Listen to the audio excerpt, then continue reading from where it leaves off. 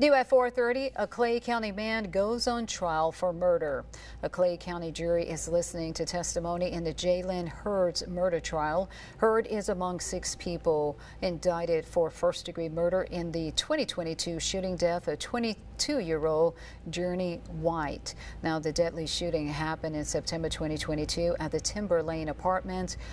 White died at the hospital after he was shot. The shooting also left 3 people injured. Authorities have not publicly released the specific motive for the shooting, but at the time, investigators have described it as a senseless act of violence.